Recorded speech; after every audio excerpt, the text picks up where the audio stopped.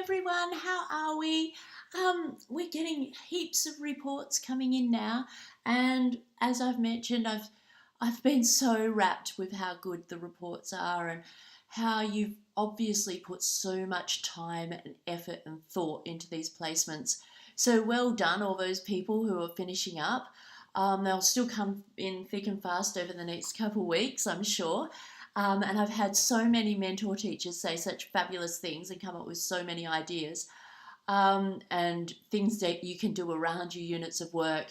The email chains I've had have been absolutely amazing. So well done, you guys, for getting into there and really putting your stamp on your placements and making sure that the mentor teachers are understanding what you're doing with your assignments and where you're going. I think it's been great for them as well. Just one thing with the reports, if your mentor teacher puts an NA on there, then you won't be able to pass the placement. So I've had a lot of discussions because we've got a lot of mentor teachers that take things very literally or are not really sure about their different focus areas and how you could be addressing them. If you're having any problems like that, please let me know or get your mentor teacher to contact me so that I can walk them through it and make sure they're understanding what each FA means and what you're only on your second placement. It's only the second time you've been in a classroom, so we don't expect huge things from you. So if your mentor teacher has any questions around that at all when they're filling out their report, please refer them to me, get them to email me or let me know and I'll contact them, because it's important that we are all on the same page with what we're meant to be achieving in these focus areas. Yes, now assignment 2 is due on the 17th, which is not this Monday, the Monday after. I've had so many questions around it. I'm hoping you're really enjoying doing it because it was units of work that we were trying to get going in the actual classroom while you were there. And Deanna's written up there, is it okay if it's past tense? Yeah, it's definitely okay if it's past tense, particularly in the reflection, because that happened in the past. And if you finished your placement, of course, you're going to be writing about it in the past tense. I've had other people ask if it's okay to keep it in first person, and as long as you're keeping it in the same person, in the same tense, all the way through, or it's just the reflection that's in this tense and then the rest of it's in third tense, third person, and it's all consistent, that is absolutely fine. It's when you keep swapping, and I know it's very easy in first person to swap between accidentally backwards and forwards, then it becomes confusing. So really look at that. You're also meant to have references in there. So when you're referring to the literature, if you're referring to programs that you're using in the classroom, if you're using a program for a particular reason, you should be backing that up with the literature, especially with the assessment and the diversity and the ICT. So much literature in those areas you can be bringing in and showing your knowledge of. So pop all that in, and then you obviously have end references because you've used the literature throughout. Sorry, I'm getting a little bit thirsty. Right, so that's the main thing with assignment 2. I hope you are enjoying it and managing to put as much in it. Well, you would have done it on your placement, so it should be good.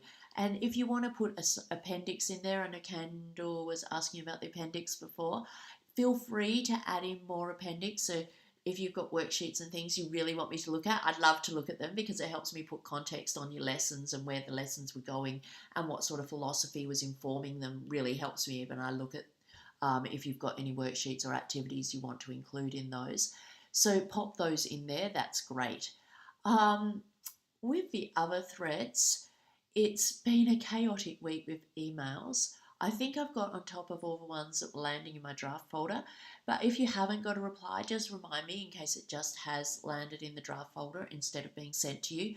I try to get onto them, particularly at this time of the TP, I try to stay on top of them as much as I can because I get a lot. So, and I have a feeling it's my internet connection is sometimes dropping out or something, and therefore it's going to a draft folder.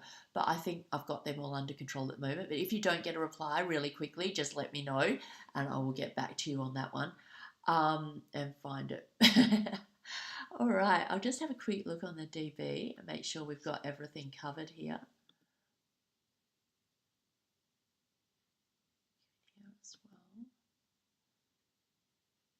been great to see that people have been so busy. I know so many people are sick at the moment, and I hope you're actually, once you're off placement, you're getting a little bit of time to rest your voice and your throat and get yourself back together and get your life back together and clean up your house once you've recovered. I know it can be crazy time of semester because especially if you're doing more than one unit, you'll have a lot of assignments coming up, and it's very hard to afford to be sick when this is happening.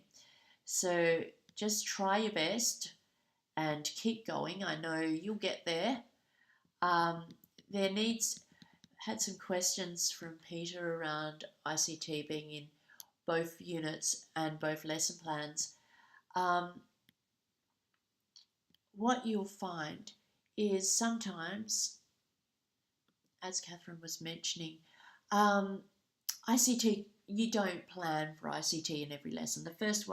Your first lesson might be a book, especially with the little ones, working with a book or working with something in literacy, and then you might get them to make up a flowchart or make up a PowerPoint or make up something, a book creator on their iPads about the book. So the ICT might not be integrated into both, but what you're talking about at the end is how you've integrated the ICT through the unit.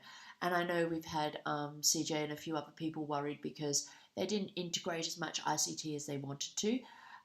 So don't worry about that. You can either, with that, write the ICT you did integrate, or you might want to add in what you would have done had you been able to have the facilities there that you think would have enhanced the lesson. So just as long as you've got the ICT in there and I can see that you understand how to integrate it, using more of a SAMR model than just using it as a replacement. So it should never, don't just use it as a drill and practice. You should be using, if you haven't seen the SAMR model, have a search for SAMR model, because that will give you an idea of how you should be implementing ICT into your lessons. And it's authentic that way, and it's building into Bloom's taxonomy, which is really important when you're doing that. The diversity we should be able to see in all the lessons, and the assessment, you'll have an assessment thing at the end. I mean, all lessons you're going to be assessing somehow, whether it's formally or informally, because that's just what teachers do. But you will have an assessment plan through the whole unit of work. So it's more about showing how you're assessing through the whole unit of work and how the formative assessment is then leading into the summative assessment, and how that summative assessment is going to inform the next unit of work or model or what you're going to be doing next time. So that's more of the angle we're trying to get with the assessment.